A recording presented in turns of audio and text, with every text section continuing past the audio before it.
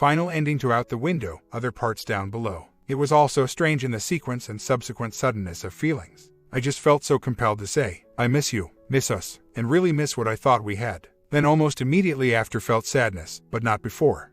Is the only way to describe it. A huge part of me had died and I've accepted it. It's funny that in all of the advice that I have gotten, nobody has mentioned this. I do know that trying to make it happen, trying to make myself get over it, forcing myself to do this or that, slowed things down. Also, I'm not sure I elaborated enough that I don't text her or talk to her unless it's something to do with our daughter. That's really what made this so bizarre to me. I hadn't felt compelled to send something like that. And I need her ego boosted. I will jump at that chance whenever I get it. You guys have seen my emotional struggle through this whole thing and have been there to quickly offer advice. However, with that being said, I really haven't shared much in the way of court. If I can boost her inflated self-importance, I will and have. Her arrogance will bite her. For example, I told her that I wasn't getting an attorney. I told her that I loved her so much and knew that she loved me so she wouldn't hurt me in court or take my daughter away from me. Of course, that changed when I walked in with a lawyer, but the tactic is still sound. The weaker she thinks I am, the more arrogant she will become. In spite of the emotional journey, I have massed quite the collection of crap on her and plan on hitting hard once the final hearing is set. Whatever anger or revenge I want will come that day in court. I plan to hit and hit hard and she doesn't see it coming. Oh, I will have my justice and I'm getting it legally. When it comes to my wife and my family, it's devastating to me. However, with that being said, when it comes to the divorce proceedings, and custody, nuke it from orbit. It's the only way to be sure. This is articulated so well in comparison to what I typed. You said it perfectly. In my mind as I sent that text, I didn't want a response. Just wanted to say what I wanted one last time, set my phone down and be done with it. It felt like the crossroads scene in Castaway or the light on the horizon in Lemon Jelly's Spacewalk. And like you said, the moment of passing was as profound as any experience I've ever had. The heart and mind said in unison, it is done. A sudden duality. Sad for the past yet somewhat excited for the future. Bittersweet even. I remember when the thinking changed though. It was when I started to see her as a monster, not as a human. I believed she was something she wasn't. I had to rewire 6 years of thinking.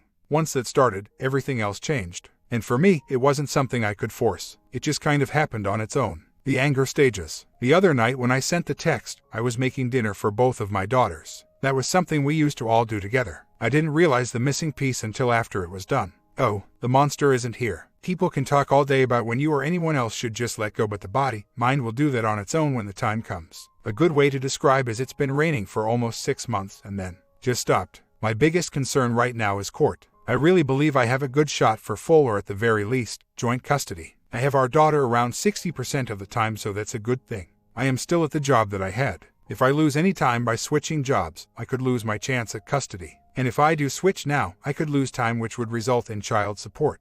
If I can hold out a little, I have a chance. My job's hours are just too fantastic at the moment. 8 to 4, Monday to Friday. My goal is physical custody, so that weighs on my mind more than anything.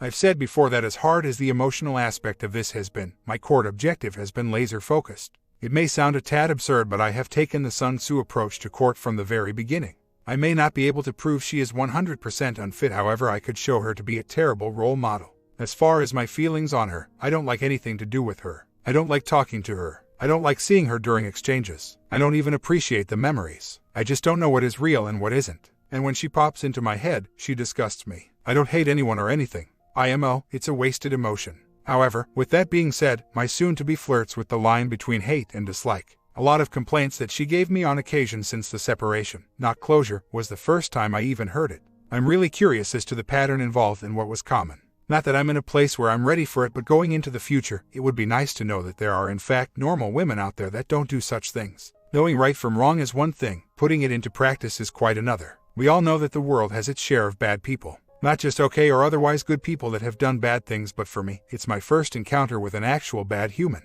Then, I married her. I am unbelievably disappointed with myself. I'm still in therapy and maybe I'll ask about this, but I don't want to be bitter. She is her mother through and through. Her mother did something very similar to her father. Her mom had 2 affairs when AOL first exploded and the internet became a viable thing for the public. During the second affair, her father lost his cool, and according to the ex, choked her mother and left. I'm not sure what to believe now because she accused me of abuse. Her mother is a narcissist as well, but no drug use in her childhood home. Although, most of her cousins do hard drugs and they are all close in age. One of her cousins recently died from an overdose. He was 3 years older than her, I think. At first glance, you wouldn't suspect the kind of white trash kind of vibe I've painted of her. She is very pretty and carries herself with a sort of Arrogance. At the time I started seeing her, didn't think of what that would mean going into the future. When you walk into one of these homes, her mother's or father's, you see nice furniture and decent cars, uncultured yet clean. I had thought for the longest time she was abnormally intelligent, but looking back, I confused wit with intelligence. She has a witty sense of humor and it attracted me.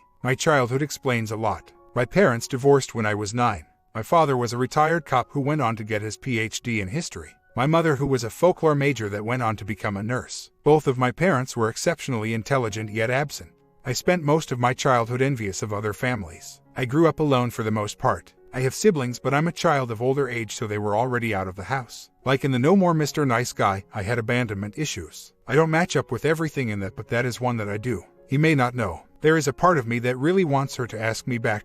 I only want that just so I can say no. A type of revenge. But I don't need it. She will destroy herself without any help from me. I just hope my daughter isn't there when whatever break occurs when it does. A demented part of me sees the entertainment value of when it actually happens. I'm anxious to destroy her in court, but I'm putting it off as long as possible. There are 2 reasons for this. 1. I want to establish a long timeline of how often I have my daughter more. The longer this goes on, the less likely the judge is to pull the rug out from under us. 2. Health ins. I take meds daily and cannot, under any circumstances, stop. I need to build a large supply of it. 1. I worked at a jail, not a prison, and there are no laws. In fact, years ago I covered these grounds before anything developed as to avoid legal repercussions like you mentioned. 2. Yes, the cops were called that night. I called them. I did that to cover my ass. She was getting physical and I wanted to protect myself legally. In fact, she has a history of physical violence, but it's been years. 3. Random screen. Both attorneys asked if we would pass one on stand, and of course we both said yes. I want her to take one, but I have just one shot at that. 1 bullet, if you will. I need to be absolutely sure she will flunk it before I spring that trap. I have a feeling she was using again, and if I can prolong court, the odds of her relapsing become greater. She needs to let her guard down a little before I use that. 4. I did take screenshots and did in fact use that drunk episode of hers. Already done. 5. Yes, I am aware of this. I need a lot of time, and she will not be exposed to any woman unless it's for sure thing. I'm curious about something that has happened in the last couple weeks, and I can't really find anything solid on the subject. I have found some answers, but they are all over the place as far as reasons. It seems that I've lost interest in the opposite gender. Usually this only lasts a couple days at most, but go back to wanting female company. The last couple weeks, I got nothing. Not even a booty call sounds. Looking for a fitting word or phrase here. Okay, not even a booty call sounds mentally or physically cost effective. Is this normal? A phase I'm going through. A new year is upon us, and for me, I'm a little more positive than I have been as of late. We have a final hearing date in mid-Feb. She goes out of her way to chit-chat or be nice, and she makes comments about how hateful or rude I can be. I will admit to being short, and on occasion, the comments do slip. I have no desire to be friends. I want to appear respectful in my daughter's company, but other than that, I have nothing to contribute in the way of kindness. I think she needs me to forgive her. It's almost as if she is looking for permission to move on. When she picks up or drops off our daughter, she cries from time to time. I would imagine that this is guilt. My financial situation is as awful as it was. I'm playing the waiting game until court. I don't want to change up my hours, as I have our daughter 65% of the time. If I lose time, I could lose my shot at custody, so I'm hanging on by a thread. I have also never made a New Year's resolution, but I did this year. I want to finish my book by May 4th, which is exactly 1 year since this all started. Just wanted to let everyone know that I haven't landed on my feet just yet, but I am vertical. Edit. I wanted to add a little more on her behavior, as it may be a clue to something that could help me. I think something has happened in her life. I suspect an abortion. Lots of tears and her willingness to be nice. She's lost a lot of weight and doesn't seem to be messing with another right now. I could be wrong, but I don't care. It's almost over for me. I received her proposal, and after speaking with my lawyer, made some changes. I will still get to have our daughter the majority of the time, and things stay as they are. No child support from either party. I could utterly destroy her in court, but I got to be honest here. I just want it over. Something else I want to add. The self-discovery I have been going through is amazing and eye-opening. I'm 43. I have found out that my entire life, post-puberty anyway, I have sought the approval and validation of pretty women. At some point, I had determined that I'm not a good man unless I have a woman considered pretty by social standards. Everything was bent on this, and literally everything came behind it. I put this first in my life for years. Hobbies, careers, money, etc. was placed behind this in my mind's priority. Talk about an epiphany. Still, all I can think is wow. Upon this discovery, my interest in women is not lost but minimal. I'm 43 and have never, ever cared about cars other than if mine works. It was a tool and I treated it as such. Now I'm turning into a car guy. Well, this is all weird to me, but it feels as if a monkey has been taken off of my back. The last court day was supposed to be yesterday, but it was continued due to her and I almost reaching an agreement.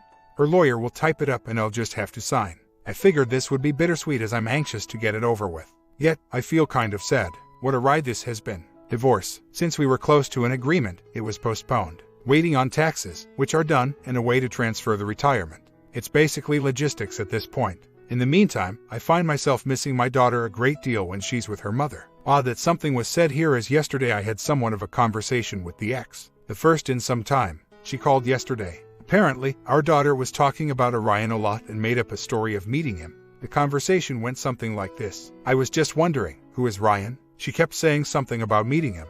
It's the kid from the YouTube videos. The one she watches of other kids playing with toys. Oh, okay, yeah. I know what you're talking about. I thought that I had met a woman and she and I stayed the night. That this Ryan was her kid. Yeah, something like that. I knew you were good and I didn't really think that you would introduce her so quickly to a woman, let alone spend the night. No, I wouldn't. I'm a good dad. It's way too early for something like that. For her and me. Yeah, I know you are. And I'm a good mom. Oh, is that how it is? Well then, never mind. I take back what I said. I start to giggle, so now I'm not a good dad. No, you are. I just thought you'd mention that I wasn't a piece of crap and that I was actually a decent mother since I complimented you. Okay, well, been great talking to you. And that was the first time I smiled after hanging up the phone with that woman in quite some time. It pretty much sums up how I feel about the whole thing. Court is taking a while because of our attorneys are dragging their feet. That's really all it is. My attorney was a very good friend of my father's and hasn't charged me, so far, more than $500. So, I'm not going to hassle the guy. And I'm still under her medical through her work.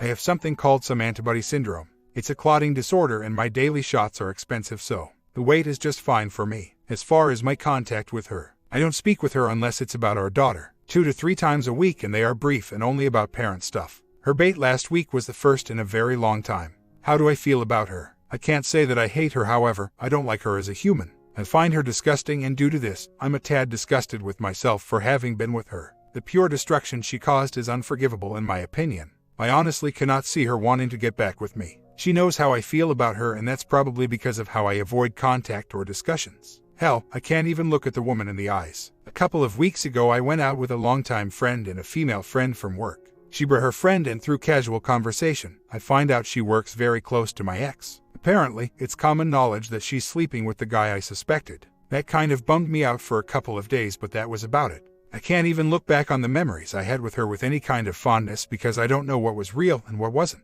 She was probably lying during all of it. Everything I had felt or thought that I had felt is tainted. So now when we do drop-offs and pickups, 3 minutes is my limit. I'm not even really angry. I just don't like her. As far as my picker, I'm not entirely sure I want to even try with a woman. They are nice, easy on the eyes, etc. However, I don't want to experience anything like I did in the last year ever again. I'm really just disinterested in the idea. I haven't shared everything I've gone through in the last 10 months, but there were 3 moments that I felt something significant or break. The first is when my ex, with whom I still loved at the time, called me while going down on the guy I suspected. She told me she needed me to go away. Looking back, I consider this to be one of the single most cruel and vile things anyone could do. At the time, it broke my heart. The second took place over a period of about a month. A couple with a 2-month-old baby lived in the apartment above me. This baby cried a lot. Something was wrong with this kid. It cried like it was in pain and it disturbed me. I logically assumed it had major health issues. One day when dropping off my rent, I asked if they had moved since I hadn't heard them or the baby in some time. The landlady explained that the mother had moved and the guy she was with was in jail. He had over a period of a couple months. This tossed me into a terrible depressive state and it brought all of the anger I had felt towards my ex to the surface. It was terrible. The third was when I realized I had spent most of my life seeking the approval of women. Now, I could care less. In fact, I would much rather have a new car than any woman. Of course, I can't afford any of these, but I like the idea more than a woman. Sure, not all women are bad, but I'm okay with not finding out. As far as my STBX, it's clear she is trying to get my acceptance or forgiveness in order for her to move on. It's why she's always trying to be chummy with me now. I met her at a store in town to pick up my daughter today and she just wanted to chat it up and be friendly. No thank you. I didn't see this coming, but I kind of enjoy not talking with her. I enjoy cutting her short. I'm polite yet dismissive. I like it and have for some time. With as little as I speak with her, I still have to on occasion. One of the things we need to take care of is the taxes. Per my lawyer, we filed joint. Rather than wait on the divorce hearing, he decided to file joint so we can speed things up. So, we did. I'm in a hurry to get this over with, so knowing the risks, I just let the return go to her account.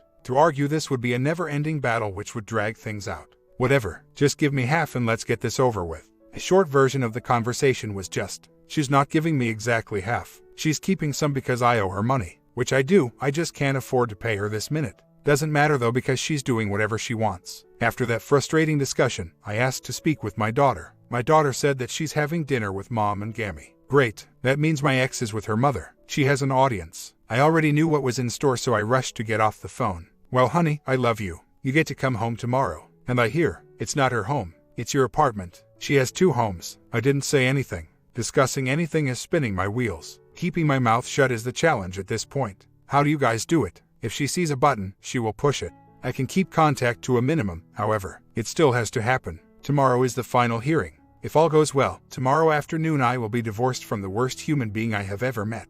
There was an issue with the retirement. I wanted hers as some sort of financial compensation. So instead of taking out a personal loan, they are transferring it to my retirement I have at work that I have never and will probably never touch. It's whatever to me. I just want done with it. Update. Well, it's done. I was officially divorced when I left the courthouse today. I'm not entirely sure how I feel either. How some people can take their vows and mean them while the other doesn't really care leaves me in awe. Ugh, even the memories are tainted. I don't even know what was even real. Was I being lied to then too? It doesn't matter now. People warned me about getting involved with a rehabilitating addict. She deserves a chance. People can change. Well, it's clearly obvious I have a bad picker. I don't think I've met anyone that can ignore a red flag as well as I can. As a result, I think I'm tapping out. I'm not entirely sure I could believe another word another woman says to me. So be it. I'd rather have a new Mustang anyway. Since our final hearing, she has been the single most hateful and miserable bee I have ever encountered. She tries to make small talk about how she can't seem to handle life and how bad it's been. That of course is in between her being a disrespectful crap. What's the reason for this? Not that it matters, I'm just curious. I would like to be done with this novel by my birthday on July 12th. Then it's the red pen, editing, and looking for a publisher. I know it's not the best to write an autobiography with the hopes of getting a payout, but I want that car. It may seem a bit comical, but I'm going to send a copy to HBO once it's done. My comment: now that you're no longer married, you no longer need to be that punching bag. She fired you as her husband, and that is no longer your job to listen to her ranting. She's just going to keep doing it as long as you allow it. What do you guys think about this ending? Do you think OP stand up for himself? One more short relationship lesson for you. Story 2. The Purple Colors. My wife and I have been married 12 years. We're together 2 before we got married. We have 4 children. She does suffer from borderline personality disorder and generalized anxiety disorder and depression. She has tendencies for self-ex and making herself the victim in all situations no matter how much she is in the wrong. Around 2009 she had an emotional affair with an ex, agreed to meet him but called it off and came to me and told me everything, but in her true victim mentality sort of way, saying she was weak and lonely after our move from the Houston area to the Dallas area. I forgave her and we moved onward and forward. With exception of when she had her breakdowns and self-ex for like 20 times or so for the last 7 years. We had no issues. She started a new job in December and has been working crazy hours, like from open to close 10 a.m. to midnight 5 days a week. I work from home so the hours weren't an issue, and the extra money was nice as we were saving for a down payment on a house to stop renting. That was until around the 20th of last month when she got arrested and charged with possession of a controlled substance. That's a felony here in Texas. I bailed her out the same day she told me she's given a coworker a ride home and they must have left it in our van. The police report I picked up after bailing her out tells a different story. Says she admitted to having pot in the car, which they found under her seat in a blue bag with 2 pipes, 2 grinders, and several empty bags with X residue in them, a pen and a bottle of antidepressant pills not prescribed to her. They only charged her for the oil, not sure why. The next she went back to work and came home around 4 a.m. saying there was extra work. She kept this pattern going for 4 days, then on day 5 told me she couldn't be in our house anymore and needed space and left. When she left, I found she had also drained our savings out the last month with small $40 to $100 withdrawals. Blew through $7,000 in about 3 weeks. I'll admit I didn't keep an eye on that account as I didn't expect either of us to touch it. I closed our other accounts so she couldn't bankrupt me, canceled the credit cards we had and updated the lease so she isn't on it, and changed the locks and security code. Removed from the people allowed to pick the children up from school. Hacked her stuff that she left, texted her that I sat them on the porch and she had 2 days to pick them up or I would consider them abandoned and donate them to Goodwill. My Ring door shows me agent picked up them up at 7 a.m. the day after I texted her. I found out through a mutual friend that she is spreading rumors that I kicked her out, am abusive to her, and donated or burned her stuff, all untrue. I have a meeting with a lawyer tomorrow but know nothing about this process and want to protect myself from her false claims. For a while I was hopeful that the person she was when she was stable and happy. She was always sweet and selfless till she got depressed or had anxiety attack. Her main flaw was she tried to play everything like it wasn't her fault. As time marched on though, the issues wore me down. The criminal's charges, draining our savings, and the lies about me are the last straw though. As far as the lies she is telling everyone, the people who know me know they're not true. Was worried about the possible legal ramifications of her lies. So, going through some old stuff and finding an old phone of hers, I powered it on to clear the data and sale it as I'm clearing junk to move to a smaller, more affordable place with only one income and sailing what I can. I discovered she was still signed into Facebook through this phone. The messages revealed she's having an affair with a barely 18-year-old coworker. She's 31. Currently she's living with him and his mother. I presented this to my lawyer and was advised against saying anything, as that would be admitting I was in her Facebook, and that violates some federal privacy laws. I know the relationship is done, but this info still hit me like a ton of bricks. Haven't got a pie, but my lawyer did some research, and since the phone didn't have a password word on it and she was still signed into her email accounts and Facebook, with the fact that the phone was also bought during the course of our marriage, make it commutable property, which means anything I uncover or discover on it is fair game. So long as I don't try to sign into her accounts on another device or change her passwords, at least according to another case his partners have handled in the past. I've taken screenshots of everything that relates to me, our marriage, her affair, drug use, and receipts from orders that she had shipped to her boyfriend's house and backed them up to my Google Drive. I've changed the locks at my house and have had her removed from the lease so she can't just come back and possibly take anything.